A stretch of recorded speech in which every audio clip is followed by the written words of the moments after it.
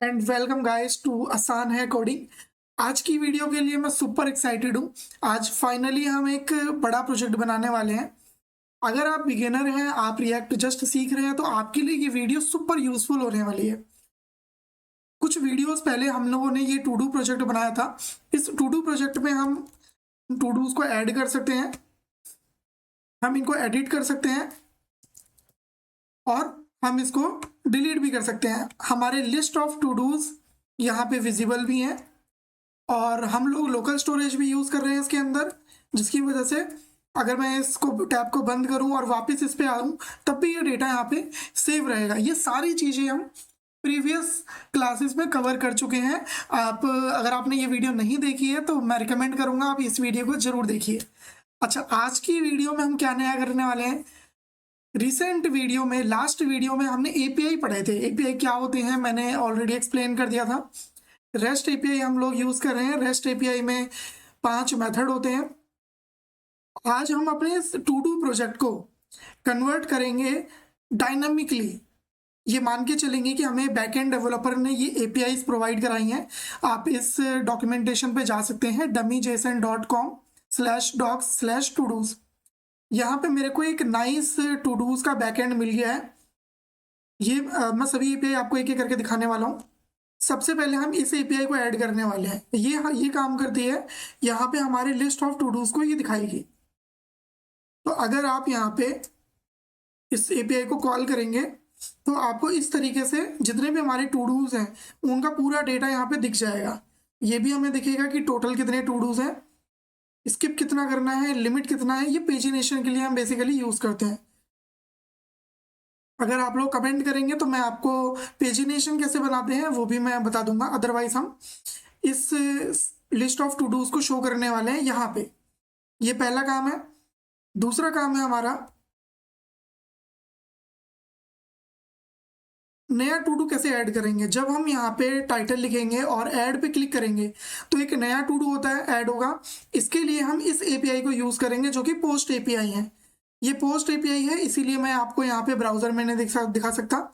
Browser में आप सिर्फ गेट एपीआई को ही दिखा सकते हैं। तो पोस्ट एपीआई को कैसे कॉल करना है, उसके अंदर बॉडी के थ्रू डेटा कैसे पास किया जाता है।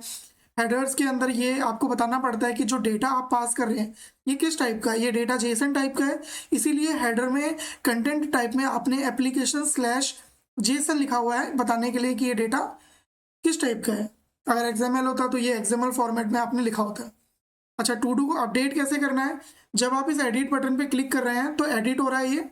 इस एडिट को एडिट करने के लिए हम इस वाली एपीआई को कॉल करेंगे, अपडेट टू डू की एपीआई को। और इसमें रिक्वेस्ट मेथड हमारा पुट या पैच दोनों में से कोई भी हम यूज कर सकते हैं। डिलीट करने के लिए रिक्वेस्ट मेथड हम डिलीट यूज करेंगे। एपीआई यूआरएल लगभग सबका सेम ही रहेगा, ठीक है। क्या चेंज होगा, रिक्वेस्ट मेथड। तो ये सब कुछ कैसे करने वाले हैं हम लोग, इस पूरे के पूरे बैकएंड को कैसे ऐड करने वाले हैं, ये सारी की सारी चीजें हम कवर करेंगे आज की वीडियो में। रिज्यूमे पर्पज से ये वीडियो आपके लिए सुपर यूजफुल है। आप रिज्यूमे में भी इसको दिखा सकते हैं। तो चलिए शुरू करते हैं। ये कोड ऑलरेडी गिटहब पे पड़ा हुआ है, इसको हम लोग बनाते हैं।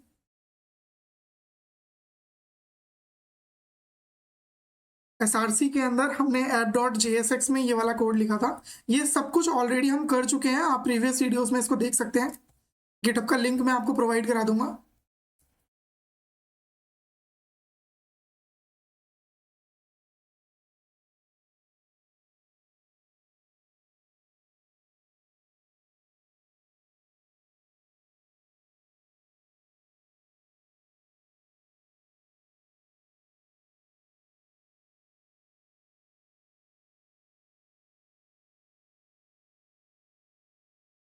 ठीक है, तो शुरू करते हैं। यहाँ पे हम लोग हमें क्या चेंज करना है, जो भी डेटा हमारा लोकली हो रहा है। सबसे पहले ये लिस्ट ऑफ डेटा, ये जो लिस्ट ऑफ डेटा हमें दिख रहा है इसको हमें चेंज करना पड़ेगा।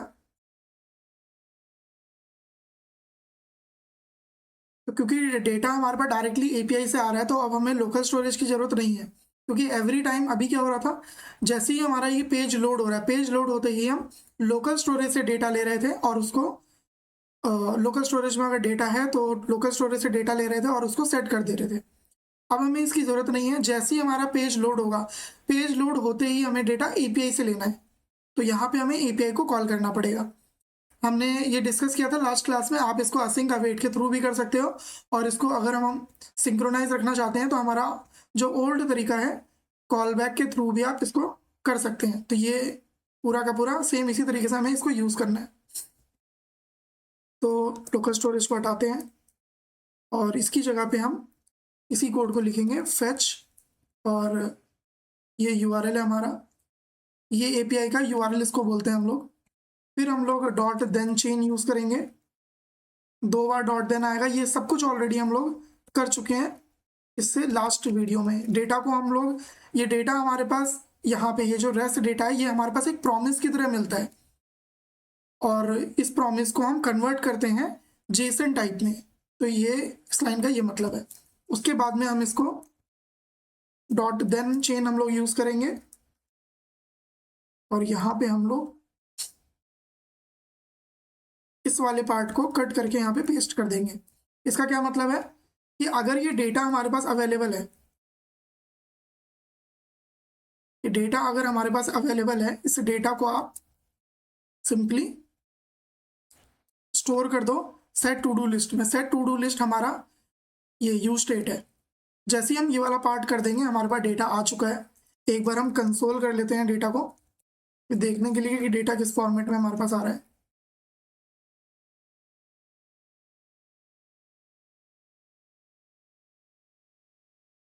जैसे ही हमने कंसोल किया, तो ये डेटा हमारे पास ऑब्जेक्ट फॉर्मेट में आ रहा है। ये यहाँ पे एरर आ रहा है, इस एरर को हैंडल करने के लिए हमें कैच यूज करना पड़ेगा। एरर, और यहाँ पे हम कंसोल कर देंगे एरर को। आप कंसोल डॉट लॉग यूज करते हैं जनरल डेटा के लिए, वार्न यूज करते हैं वार्निंग दिखाने के लिए, और ये रेड कलर में जो आ रहा है इसके लिए आपको एरर लिखना पड़ता है। ठीक है, फिलहाल मैं इसको लॉग लेके चल देता हूँ। एरर, जो भी एरर है वो यहाँ पे शो हो जाएगा। तो डेटा तो हमारे पास आ रहा है, इसको हम वार्निंग में ले सकते हैं। ठीक है, तो डेटा हमारे पास में आ रहा है, बस ये डेटा यहाँ पे कन्वर्ट नहीं हो पा रहा है जेसन फॉर्मेट में, क्योंकि ये कह रहा है कि ये एक प्रॉपर जेसन फॉर्मेट नहीं है। तो हमें इसको पार्स करने की जरूरत नहीं है ऑब्वियसली, क्योंकि डेटा हमारे पास स्ट्रिंग फॉर्मेट में नहीं आ रहा है। यहीं पे हम उसको कन्वर्ट कर दे रहे हैं जेसन में। ठीक है, तो अभी एरर नहीं आएगा। ठीक है, तो डेटा हमारे पास इस फॉर्मेट में आ रहा है। हमने यहाँ पे ये वाला जो यूज स्टेट है, इसके अंदर हम डायरेक्ट एरे की तरह डेटा को स्टोर कर रहे हैं। मतलब हम यहाँ पे स्केप लिमिट इन सब को यूज नहीं कर रहे हैं। अगर आप इसमें पेजिनेशन बनाना चाहते हैं कि एक बार में आपको सिर्फ 10 ही डेटा दिखाना है, तो उसके लिए आपको इन सभी डेटा को, लिमिट, स्किप, टोटल, इन सबको भी स्टोर करके रखना पड़ेगा। बट फिलहाल हम इसको नहीं कर रहे हैं, तो हमें सिर्फ इस टू डूज वाले पार्ट को स्टोर करके रखना है। तो हम यहाँ पे ऐसे कर सकते हैं, डॉट टू डूज, या टाइप सेफ रखने के लिए इसको ऐसे कर सकते हैं। तो अब ये डेटा आएगा, और ये डेटा सीधा मेरे पास में, आप देख रहे हैं यहाँ पे स्क्रीन पे, तो डेटा आपके पास में डायरेक्टली इस तरह से अवेलेबल हो गया है। फिर है, अब ये ऊपर से डेटा हट गया है, क्योंकि यहाँ पे पेजिनेशन स्क्रॉल करने के लिए कुछ भी नहीं है। तो यहाँ पे हमें इसको स्क्रॉल करने का बनाना पड़ेगा, स्क्रॉल वाई।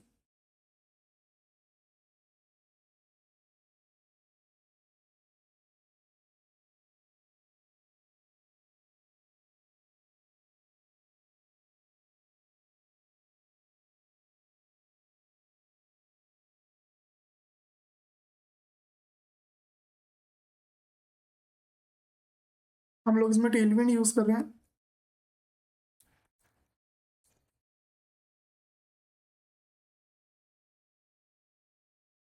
मैं इसको वाई एक्सिस पे ओवरफ्लो करना है, तो ओवरफ्लो वाई विजिबल।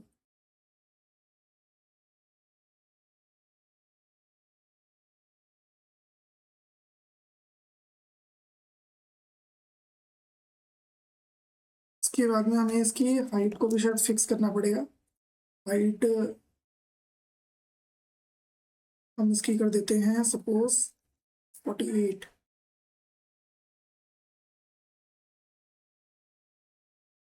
स्क्रॉल ही कर देते हैं, बट हाइट छोटी हो गई 100। ठीक है, तो ये वाली हाइट सही है। जो भी हमारे पास डेटा है ना, अभी फिलहाल सारा का सारा डेटा हमें एक बार में ही दिख जाएगा, क्योंकि शायद हम लोग पेजिनेशन में यूज नहीं कर रहे।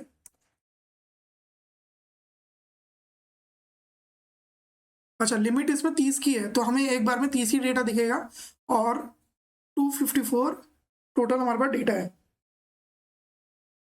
तो पेजिनेशन हम बाद में बनाएंगे, फिलहाल हमारे पास टू डूज वाला डेटा आ गया है, और ये हम टोटल हमारे पास यहाँ पे 30 डेटा दिख रहा है।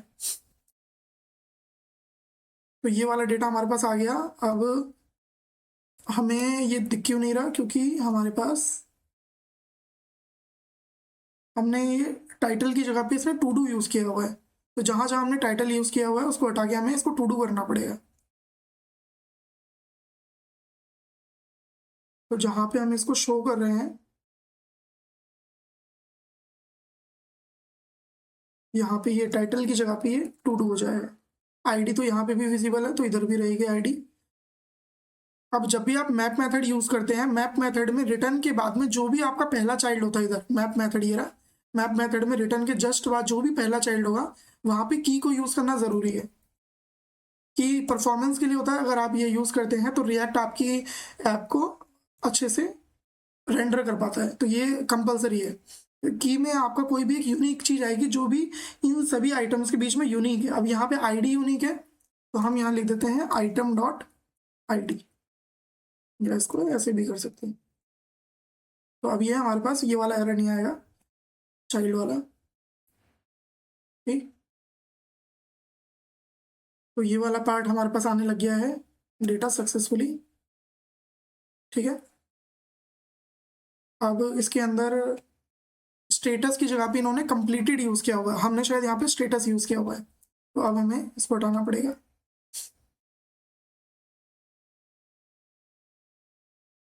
बस ये यहाँ पे प्रॉपर रेंडर हो गया।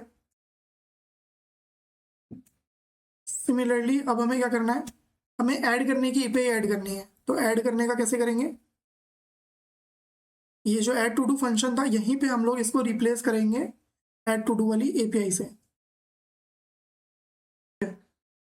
तो यहाँ पे अब ऐड टू डू का एपीआई देखते हैं। हमने गेट रिक्वेस्ट कर दिया है, अब देखते हैं पोस्ट रिक्वेस्ट को कैसे किया जाता है। ठीक है, तो ये रही ऐड न्यू टू डू। इस ऐड न्यू टू डू की एपीआई में हमें पोस्ट रिक्वेस्ट भेजना है। आगे जाके हम लोग एक्सजीएस की भी वीडियो मैं बनाने वाला हूँ, बट टिल देन हमें इसको ऐसे ही करना पड़ेगा। अब क्योंकि डेटा हमारे पास फैच के थ्रू आ रहा है, मतलब हमें पोस्ट करना है, तो आपके पास में दो तरीके हैं, हमारे पास दो तरीके हैं इसको करने के। पहला तरीका ये है, हम लोग पहले टू डू में डेटा को ऐड कर लें, और टू डू में डेटा ऐड करने के बाद में हम फैच एपीआई को कॉल करें।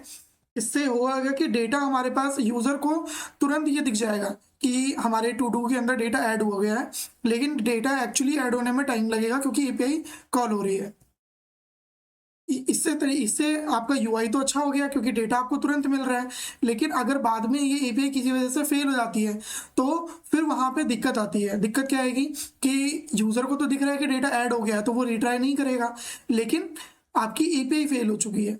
या आप ये कर सकते हैं कि डेटा ऐड हो गया है, फिर एपीआई अगर फेल होती है तो उस केस में आप उस डेटा को यहाँ से रिमूव कर देंगे, जो कि अगेन आपके इसको ख़राब कर देगा यूआई को। या आप ये कर सकते हैं कि एपीआई कॉल करते हैं, पोस्ट एपीआई कॉल करेंगे, जैसे ही ये एपीआई कॉल हो जाती है उसके बाद में इसके यहाँ पे इस वाले पार्ट में आप सेट टू डू लिस्ट इस वाले पार्ट को रख देंगे, मतलब जब एपीआई कॉल होगी उसके बाद में आप टू डू के अंदर डेटा को ऐड करेंगे। तो इसको भी एक बार देख लेते हैं हम लोग कि कैसे होगा ये बेटर तरीका है मेरे ख्याल से, तो इसको हम ट्राई करते हैं।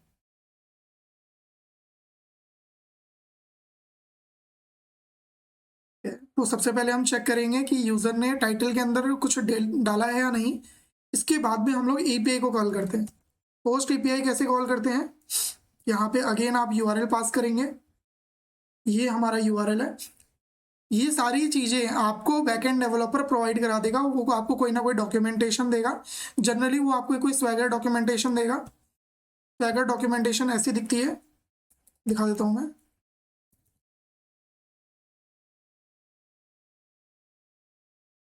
आप हमारी वेबसाइट आसान है कोडिंग पे जाके, इसको तो मैं खैर अभी प्रिपेयर ही कर रहा हूँ, बट यहाँ पे जाके आप अब जो भी आपको डॉक्स वगैरह पढ़ने हैं वो देख सकते हैं। मैं कुछ इसमें प्रोजेक्ट भी ऐड कर रहा हूँ धीरे धीरे करके। और ये हमारे, मैं यहाँ पे जितने भी कोर्सेज हैं वो टेक्स्ट फॉर्मेट में भी डाल रहा हूँ, तो आप यहाँ पे वो सारे कोर्सेज को पढ़ सकते हैं। आपके पास भी अगर कोई खुद का कोई प्रोजेक्ट है तो मैं उसको भी यहाँ पे लिस्ट कर सकता हूँ आपकी पूरी डिटेल के साथ में। तो इस तरीके से इसको बोलते हैं स्वैगर डॉक्स। इस तरीके की स्वैगर डॉक्यूमेंटेशन आपका बैकएंड डेवलपर आपको बना के देगा। इसके अंदर लिखा होगा ये गेट रिक्वेस्ट है, पोस्ट रिक्वेस्ट है, ये इसका यूआरएल है। उसके बाद में इसको क्या क्या चाहिए आप देख रहे हैं, ये भी एक डेटा को इनपुट करने का तरीका होता है। जब आप फॉर्म को पुश करते हैं, जब भी आप HTML फॉर्म आप बनाते हैं, HTML अगर आपके अंदर आपने पढ़ रखा है, HTML फॉर्म के अंदर जब आप बिना इमेज के डेटा को पास करते हैं तो वो आपका फॉर्म टाइप का डेटा होता है, ठीक है, HTML फॉर्म टाइप का डेटा। और अगर ये URL encoded x/www form URL encoded, ये वाला जो डेटा टाइप है, मतलब जब आप किसी फॉर्म के थ्रू अपने HTML के अंदर फॉर्म पढ़ रखा है, उस फॉर्म के थ्रू जब आप डेटा को पास करते हैं, किसी API को कॉल करते हैं, मैं ये भी नेक्स्ट क्लास में कवर कर लूँगा कि फॉर्म के HTML फॉर्म के थ्रू कैसे डेटा भेजना है, तब डेटा आपका इस फॉर्मेट में जाता है x और www फॉर्म URL एनकोडेड। लेकिन अगर आप अपने फॉर्म के अंदर आपने इमेज पास कर दिया है, तब वो इस टाइप से चेंज होके मल्टी पार्ट फॉर्म में कन्वर्ट हो जाता है। ये सब हम नेक्स्ट क्लास में भी कवर करने वाले हैं, कोई इसमें टेंशन लेने वाली बात नहीं है। और जनरली आप डेटा को एप्लीकेशन/जेसन फॉर्मेट में भी पास कर सकते हैं अगर डेटा होता तो। जैसे इसमें डेटा है, इसमें मैंने जेसन टाइप का डेटा बनाया हुआ है, तो ये इस टाइप का ये सब कुछ ना आपको यहाँ पे मिल जाएगा। ये यूआरएल है, जो आपको एपीआई के लिए क्या क्या चाहिए, हमें यूआरएल चाहिए, मेथड चाहिए, और डेटा हमें क्या भेजना है ये चाहिए। तो ये तीनों चीज़ें स्वैगर डॉक्स के अंदर मिल जाता है। अच्छा, इसको इम्प्लीमेंट करना क्यों आसान हो जाता है, क्योंकि स्वैगर के अंदर हमें ये भी मिलता है कि अगर एपीआई सक्सेस हो गई तो इस तरीके का रिस्पॉन्स आएगा, अगर एपीआई फेल हो गई तो कुछ इस तरीके का रिस्पॉन्स आएगा, ठीक है। ये मैंने फास्ट एपीआई की मदद से बनाया है, इसीलिए फास्ट एपीआई में ये सब कुछ आपको बनाया बनाया मिल जाता है। लेकिन अगर आप Node.js की मदद से कर रहे हैं तो हमें इसके लिए स्वैगर का अलग से मॉड्यूल यूज़ करना पड़ता है। ये हम बैकएंड में कवर करने वाले हैं, हम एक्सप्रेस की क्लास में ये सब कुछ कवर करेंगे। फिलहाल आप बैकएंड सीखने की कोशिश मत करना, आप सिर्फ पूरा फोकस अपना फ्रंट एंड पे ही करना। फ्रंट एंड में अभी बहुत कुछ है सीखने के लिए। हम लोग शेटसीएन इम्प्लीमेंट करना सीखेंगे, एक्सिस सीखेंगे, हम लोग रिडक्स सीखेंगे, जस्टेंड सीखेंगे, हम लोग GSAP एनिमेशन के लिए सीखेंगे, बहुत कुछ है कवर करने के लिए। तो जल्दबाजी नहीं करेंगे, बैकएंड पे तुरंत नहीं आएंगे। गाइस ऑलरेडी बहुत ज़्यादा टाइम हो चुका है, हम लोग ऑलरेडी अपने टाइम लिमिट से आगे आ चुके हैं। तो गाइज आज के लिए यहीं पे रुकते हैं, नेक्स्ट क्लास में हम लोग इसको आगे बढ़ेंगे, कंटिन्यू करेंगे, ऐड फंक्शनैलिटी, एडिट फंक्शनैलिटी और डिलीट फंक्शनैलिटी, ये सारी की सारी चीज़ें हम नेक्स्ट क्लास में कवर करने वाले हैं। तो गाइज टिल देन अगर आपको कोई भी डाउट होता है तो प्लीज़ आप कमेंट आउट कीजिए। अगर आपको कुछ भी पूछना है तो मैं अवेलेबल हूँ, आपका तुरंत मैं बेसिकली रिप्लाई कर देता हूँ, आधे घंटे के अंदर अंदर आपको आपके कमेंट पे रिप्लाई मिल जाएगा। इसके अलावा प्लीज़ इसको शेयर कीजिएगा। सो गाइज मिलते हैं नेक्स्ट क्लास में, till then thank you for watching.